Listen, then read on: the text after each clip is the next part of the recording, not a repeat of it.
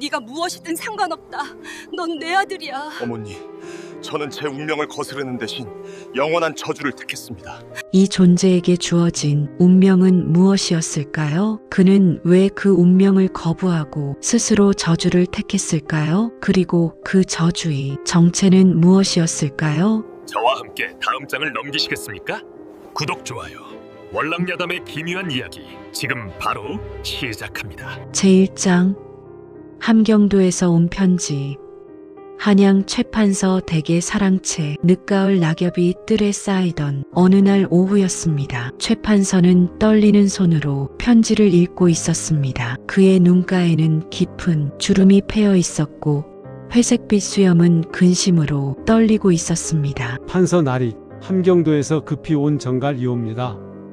하인이 올린 편지에는 최판서의 먼 친척 되는 선비 박진사의 다급한 소식이 담겨 있었습니다. 붓글씨는 평소와 달리 떨려 있었고 군데군데 번진 자국은 눈물인지 땀인지 알 수 없었습니다. 판서 어른께 황송하오나 이 급한 사연을 전하지 않을 수 없어 붓을 들었습니다. 저희 집안에 괴이한 일이 벌어지고 있사옵니다. 15년 전 저희 부부에게는 하나뿐인 아들이 있었습니다. 그런데 그 아이가 깊은 산중에서 실종된 후 돌아온 것은 아이가 아니었습니다. 최판서는 잠시 읽기를 멈추고 창밖을 바라보았습니다. 가을바람이 낙엽을 날리고 있었습니다. 그는 깊은 한숨을 내쉬고 다시 편지를 읽었습니다. 겉모습은 우리 아들이나 그 눈빛과 행동거지가 사람의 것이 아니옵니다. 밤마다 이상한 소리를 내고 때로는 짐승처럼 행동하옵니다. 마을 사람들은 여우가 사람으로 둔갑했다 수군거립니다. 하오나 저희 부부는 차마 그 아이를 내쫓을 수 없사옵니다. 아니,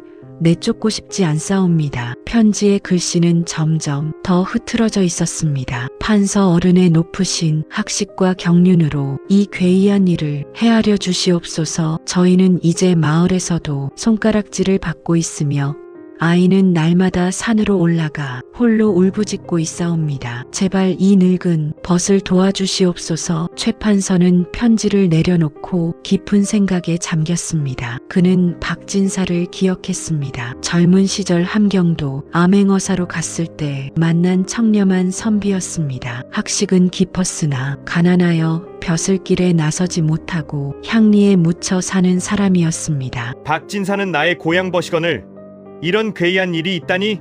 최판서는 창밖을 바라보며 중얼거렸습니다. 그의 눈에는 결연한 빛이 서렸습니다. 아무리 귀신이나 여우의 일이라 해도 사람의 이치로 풀 수 없는 일은 없는 법. 내가 직접 가서 확인해 봐야겠구나. 최판서는 즉시 짐을 꾸리라 명했습니다. 그는 유학자였지만 젊은 시절 민간의 괴담과 전설에 관심이 많았던 사람이었습니다. 그의 서재에는 기이한 이야기들을 모은 책들이 가득했고 민간의 풍속과 속신에 대한 기록도 방대했습니다. 날이 함경도까지는 보름은 걸립니다. 또한 지금은 겨울이 다가오는 시기라 산길이 험난할 것이옵니다. 늙은 하인이 걱정스러운 목소리로 말했습니다. 알고 있네. 하지만 벗의 부탁을 외면할 수는 없지 않은가. 더구나 이런 기이한 일을 직접 확인할 수 있는 기회가 어디 흔한가. 최판서의 눈에는 호기심과 학자로서의 열정이 빛났습니다. 사흘 후 최판서는 수행원 3명과 함께 한양을 떠나 함경도로 향했습니다. 말을 타고 때로는 걸어서 험한 산길을 넘고 강을 건너며 북쪽으로 향했습니다. 제2장 구미곡에 도착하다. 보름이 걸려 도착한 구미곡. 산세가 험하고 골이 깊어 대낮에도 어둑어둑한 마을이었습니다. 9개의 봉우리가 마을을 둘러싸고 있어 마치 거대한 그릇 안에 들어앉은 듯한 느낌이었습니다. 구미곡이라는 이름은 9개의 산봉우리를 뜻하는 것이기도 했지만 마을 사람들은 9마리의 여우가 사는 골짜기라는 뜻으로도 받아들였습니다. 마을 어귀에 들어서자 주민들의 수군거림이 들렸습니다. 저 양반이 한양에서 오신 판서 나리시라네. 박진사 댁 괴이한 일을 살피러 오셨다지 않는가. 그 집은 이미 손 쓸 수 없네. 여우한테 홀린 집안이여. 당장 내쫓아야 해. 그렇지 않으면 우리 마을 전체가 화를 입을 것이네. 사람들의 눈빛에는 두려움과 경계심이 가득했습니다. 몇몇은 최판서 일행을 보자 급히 집 안으로 들어가 문을 닫아버렸습니다. 최판서는 마을 깊숙이 자리한 박진사 댁에 도착했습니다. 집은 한때 번듯했을 것이나 지금은 곳곳이 낡아 있었습니다. 담장에는 이끼가 끼어 있었고 대문의 페인트는 벗겨져 있었습니다. 대문을 두드리자 안에서 발소리가 들렸습니다. 잠시 후 대문이 삐걱거리며 열렸습니다. 대문을 열고 나온 박진사는 최판서가 기억하던 모습과는 너무나 달랐습니다. 눈가에 검은 그늘이 내려앉아 있었고 등은 굽어 있었습니다. 한때 빛났던 눈빛은 흐릿했고 회색 수염은 제대로 손질되지 않아 헝클어져 있었습니다. 그의 아내 역시 초췌하기 그지없었습니다. 한때 아름다웠을 얼굴은 수심으로 가득했고 손은 마르고 거칠어져 있었습니다. 판서 어른, 이 먼 길을 오시다니 황송하옵니다. 박진사의 목소리는 떨렸습니다. 그는 무릎을 꿇으려 했습니다. 일어나게 우리 사이에 무슨 큰 예의가 필요한가? 괴담이라 하여 직접 보지 않고는 믿기 어려워. 이렇게 왔네. 최판서는 박진사를 부축해 일으켰습니다. 박진사는 최판서를 사랑채로 안내했습니다. 방 안은 깨끗했지만 어딘지 모르게 음산한 기운이 감돌았습니다. 차를 따르는 박진사의 손은 계속 떨렸습니다. 찻잔이 받침에 부딪히는 소리가 방 안에 울렸습니다. 15년 전 일이었습니다. 박진사는 떨리는 목소리로 말을 시작했습니다. 당시 8살이던 아들 서기가 어머니를 따라 산나물을 캐러 갔습니다. 집사정이 어려워 산나물이라도 캐서 팔아야 했지요. 서기는 영리하고 착한 아이였습니다. 효심도 깊어서 어린 나이에도 부모를 도우려 애썼습니다. 박진사의 눈에 눈물이 고였습니다. 그런데 그날 저녁 아내가 혼자 돌아왔습니다. 서기가 보이지 않는다고, 잠시 한눈을 판 사이에 사라졌다고 우리는 미친 듯이 산을 뒤졌습니다. 밤새도록. 그 다음 날도 그의 목소리는 점점 작아졌습니다. 나흘째 되던 날 온 마을 사람들이 나서서 산을 뒤졌지만 아무런 흔적도 찾을 수 없었습니다. 옷가지 하나, 신발 하나, 아무것도. 마을 사람들은 고개를 저었습니다. 이 깊은 산에서 나흘이나 지났으면 이미 늦었다고, 호랑이나 곰에게 물렸을 거라고. 박진사는 잠시 말을 멈추고 깊은 한숨을 쉬었습니다. 그런데 열흘째 되던 날 밤이었습니다. 한밤중에 대문을 두드리는 소리가 들렸습니다. 나가보니 아이가 대문 앞에 서 있었습니다. 그게 이상했다는 말인가? 최판서가 물었습니다. 겉모습은 우리 서기였습니다. 같은 얼굴, 같은 키, 같은 목소리. 심지어 왼쪽 팔꿈치에 있던 화상 자국까지 똑같았습니다. 하지만 박진사는 떨리는 손으로 찻잔을 들었습니다. 뭔가 달랐습니다. 말로 표현하기 어려운 미묘한 차이가. 아이의 눈빛이 달랐습니다. 우리 서기는 눈이 맑고 순진했는데 돌아온 아이의 눈에는 무언가 깊고 오래된 것이 담겨 있었습니다. 마치 오랜 세월을 살아온 듯한 눈빛이었습니다. 박진사의 아내가 떨리는 목소리로 거들었습니다. 처음에는 산속에서 놀라 정신이 혼미해진 것이라 여겼습니다. 열흘이나 산속을 헤맸으니 당연하다고 생각했지요. 하지만 날이 갈수록 그 아이는 우리 서기가 아니었습니다. 어떤 점이 다르던가? 최판서는 신중하게 물었습니다. 부인은 눈물을 닦으며 말했습니다. 밤이 되면 이상한 소리를 냅니다. 사람의 말이 아닌 짐승의 울음 같은. 처음에는 깊은 산속에서 들었던 짐승 소리를 흉내내는 것이라 생각했습니다. 하지만 그게 아니었습니다. 그건 울음이었습니다. 슬픔과 외로움이 가득한 또한 날고기를 좋아하게 되었습니다. 박진사가 말을 이었습니다. 예전 우리 서기는 날고기는 쳐다보지도 않았습니다. 하지만 돌아온 후로는 익히지 않은 고기를 더 좋아했습니다. 그리고 보름달이 뜨는 밤이면 그는 말을 멈추고 창밖을 바라보았습니다. 밤새 마루에 앉아 달을 바라봅니다. 움직이지도 않고 눈도 깜빡이지 않고 마치 달과 대화하는 것처럼 때로는 눈물을 흘리기도 합니다. 최판서는 심각한 표정으로 물었습니다. 마을 사람들은 뭐라 하던가? 처음 몇 년은 모두들 서기가 무사히 돌아온 것을 기뻐했습니다. 하지만 시간이 지나면서 이상한 소문이 돌기 시작했습니다. 박진사 댁 아들이 사람이 아니라고, 여우가 둔갑한 것이라고. 그래서 자네들은?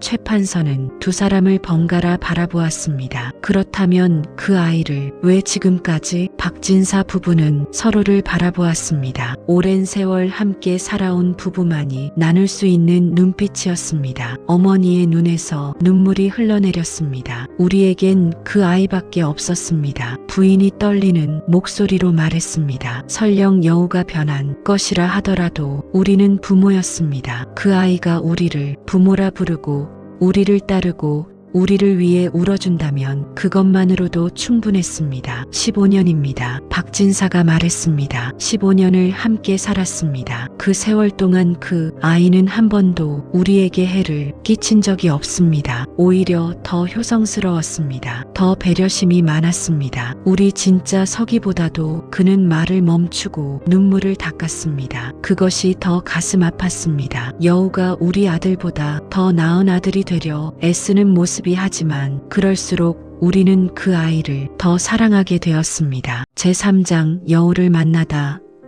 그날 밤 달이 떠올랐습니다. 최판서는 박진사 댁 안채를 살폈습니다. 고요한 밤이었습니다. 가끔 멀리서 바람소리가 들려올 뿐이었습니다. 그리고 그는 달빛 아래 마루에 앉아 있는 한 청년을 보았습니다. 20대 초반으로 보이는 수려한 외모의 청년이었습니다. 달빛을 받아 은빛으로 빛나는 긴 머리카락이 바람에 살랑거렸습니다. 흰 저고리를 입은 그의 자태는 마치 신성 같았습니다. 하지만 그 눈빛은 확실히 사람의 것이 아니었습니다. 달빛을 받아 노란빛을 띤 눈동자, 그 안에는 깊고 오래된 무언가가 담겨 있었습니다. 슬픔과 그리움과 외로움이 뒤섞인. 그대가 서기인가? 최판서가 조용히 다가가 물었습니다. 그는 일부러 발소리를 내며 다가갔습니다. 놀라게 하고 싶지 않았습니다. 청년은 천천히 고개를 돌렸습니다. 그 순간 최판서는 온몸에 소름이 돋는 것을 느꼈습니다. 그것은 두려움이 아니었습니다. 경외감이었습니다. 노란빛을 띤 눈동자, 그것은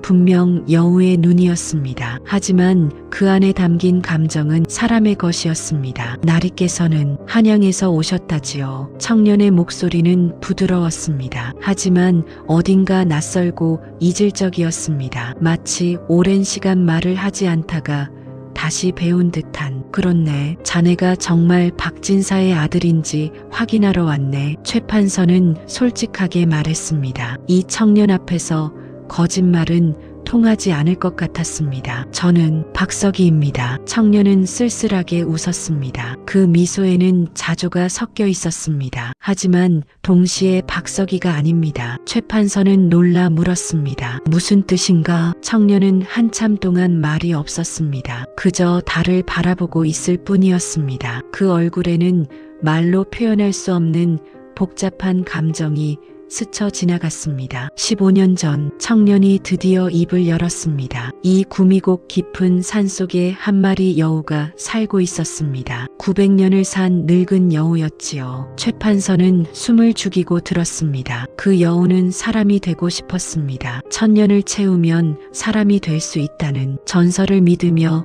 100년을 더 견뎠습니다. 사람들을 멀리서 지켜보며 사람의 말을 배우고 사람의 행동을 익혔습니다. 청년의 목소리에는 깊은 그리움이 묻어 있었습니다. 900년을 혼자 살았습니다. 다른 짐승들과는 달랐습니다. 그들은 본능대로 살았지만 저는 무언가를 갈구했습니다. 사람처럼 생각하고 사람처럼 느끼고 사람처럼 살고 싶었습니다. 그 여우가 자네인가? 청년은 고개를 끄덕였습니다. 그날 산에서 길을 잃은 어린 서기를 발견했습니다. 아이는 떨고 있었고 배가 고파 울고 있었습니다. 나흘째 산속을 헤매고 있었던 것 같았습니다. 청년의 눈에 눈물이 고였습니다. 저는 그 아이를 구해주려 했습니다. 사람의 모습으로 변해 아이에게 다가갔습니다. 하지만 제 둔갑술이 완벽하지 않았나 봅니다. 아이는 제 눈을 보고 겁에 질렸습니다. 청년의 목소리가 떨렸습니다. 아이는 제가 다가가자 비명을 지르며 뒤로 물러났습니다. 그리고 발을 헛디뎠습니다. 그대로 깊은 계곡으로 떨어졌지요. 청년은 두 손으로 얼굴을 감쌌습니다. 저는 급히 내려가 아이를 살펴보았지만 이미 숨이 끊어진 후였습니다. 저 때문에 어린아이가 죽은 것입니다. 여우, 서기는 눈물을 흘렸습니다. 그것은 분명 사람의 눈물이었습니다.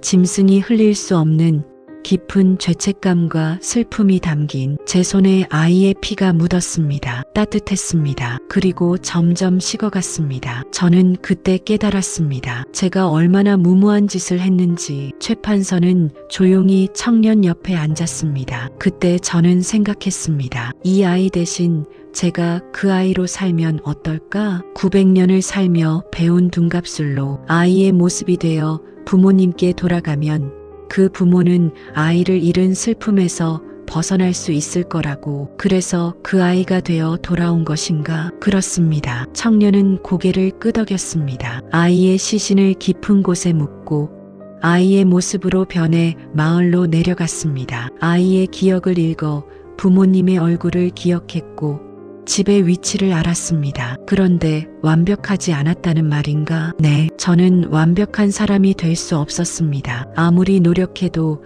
여우의 습성이 나왔고 보름달을 보면 본능이 깨어났습니다. 날고기의 냄새에 군침이 돌았고 밤이 되면 내 발로 뛰고 싶은 충동이 일었습니다. 청년은 자신의 손을 바라보았습니다. 하지만 참았습니다. 필사적으로 사람인 척했습니다. 부모님께 들킬까 두려웠고 마을 사람들에게 의심받을까 조심했습니다. 그렇게 15년을 살았습니다. 제4장 15년의 시간. 최 판서는 며칠간 박진사 댁에 머물며 여우, 서기를 관찰했습니다. 낮에 그는 완벽히 사람처럼 행동했습니다. 부모님께 효도하고 책을 읽고 이웃을 도왔습니다. 마을 어귀의 우물이 고장나면 고쳐주었고 혼자 사는 노인이 있으면 나무를 해다 주었습니다. 최 판서는 그의 행동을 지켜보며 놀랐습니다. 여우라는 것을 알지 못했다면 그는 누구보다도 훌륭한 청년이었습니다. 하지만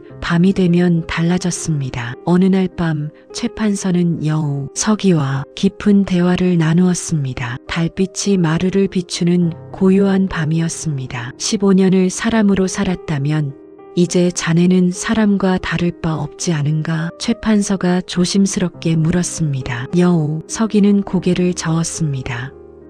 그의 긴 머리카락이 바람에 흔들렸습니다. 아닙니다. 저는 여전히 여우입니다. 사람의 정을 알게 되었고 사람의 슬픔을 느낄 수 있게 되었지만 완전한 사람은 아닙니다. 왜 그렇게 생각하는가? 청년은 잠시 침묵했습니다. 그의 눈빛에는 깊은 고뇌가 담겨 있었습니다. 진짜 박석이라면 가졌을 영혼이 제게는 없기 때문입니다. 저는 그저 서기의 껍데기를 입은 여우일 뿐입니다. 아무리 사람처럼 행동해도 아무리 사람의 감정을 느껴도 저는 그 아이가 아닙니다. 그때 밖에서 박진사의 아내가 부르는 소리가 들렸습니다. 서가, 밤이 깊었으니 들어와 자거라. 밤바람이 차다. 부드럽고 따뜻한 목소리였습니다. 아들을 걱정하는 어머니의 목소리였습니다. 여우, 서기의 얼굴에 복잡한 감정이 스쳤습니다. 그의 눈에 다시 눈물이 고였습니다. 저 목소리를 들을 때마다 가슴이 아픕니다. 그는 떨리는 목소리로 말했습니다. 진짜 아들을 잃은 어머니가 가짜 아들을 진짜로 믿으며 사랑을 주시니까요. 제가 받을 자격이 없는 사랑을 매일 받고 있습니다. 하지만 부인께서는 진심으로 자네를 아끼시는 것 같던데 최 판서가 말했습니다. 알고 계십니다. 여우, 서기가 조용히 말했습니다. 제가 진짜 서기가 아니라는 것을 최 판서는 놀라 물었습니다. 뭐라고? 오래전부터 알고 계셨습니다. 두 분 모두 청년은 하늘의 달을 바라보았습니다. 10년 전이었습니다. 어느 날 밤 잠이 오지 않아 마루에 나왔다가 우연히 두 분의 대화를 들었습니다. 그는 잠시 말을 멈추었습니다. 그날의 기억이 떠오르는 듯 했습니다. 아버지께서 말씀하셨습니다. 저 아이가 우리 서기가 아닌 것을 알지만 그래도 우리 곁에 있어주는 것만으로도 감사하다고. 그리고 어머니께서 우셨습니다. 우리 진짜 서기는 어디서 어떻게 됐을지 모르지만 저 아이가 우리를 부모라 불러주니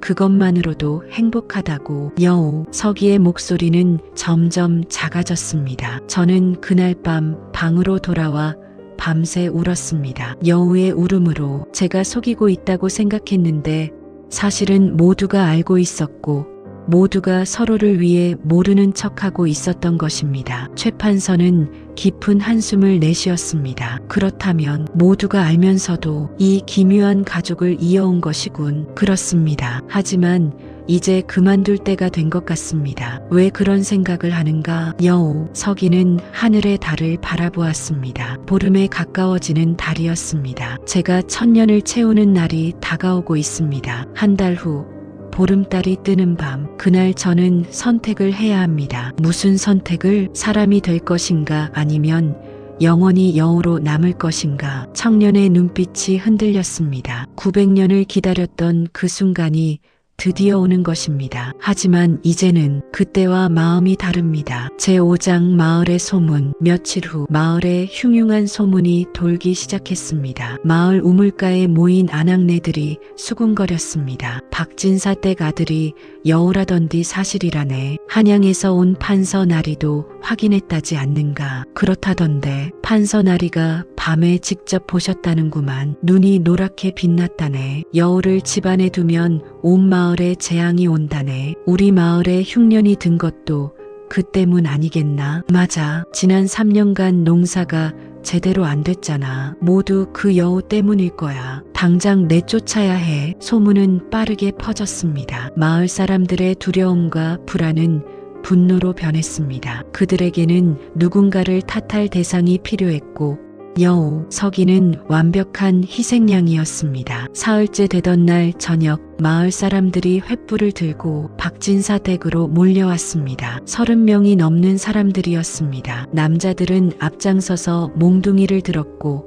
여자들은 뒤에서 아이들을 데리고 왔습니다. 박진사, 어서 나오시오. 마을의 유지인 김부자가 큰 소리로 외쳤습니다. 그 여우 새끼를 내놓으시오. 당장 우리 마을을 망치려고 작정했소? 군중의 목소리는 점점 커졌습니다. 횃불의 불빛이 어둠 속에서 흔들렸습니다. 박진사가 떨리는 다리로 대문 밖으로 나왔습니다. 그의 얼굴은 창백했고 입술은 파랗게 질려 있었습니다. 어둠을 찢는 함성과 분노의 횃불이 박진사의 마당을 붉게 삼켰습니다. 정체를 들킨 여우를 지키기 위해 살기 어린 군중 앞에 홀로 선 박진사. 그는 과연 자신의 목숨을 걸고 자식이라 믿었던 괴물을 끝까지 품을 수 있을까요? 가혹한 운명의 저울질.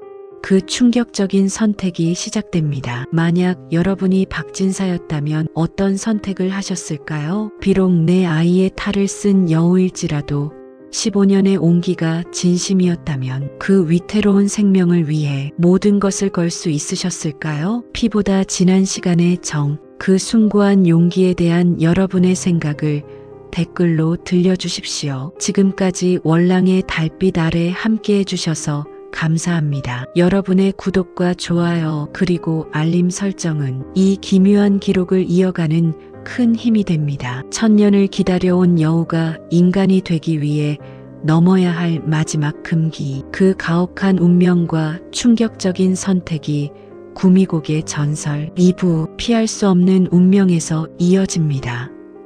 많은 관심 부탁드립니다.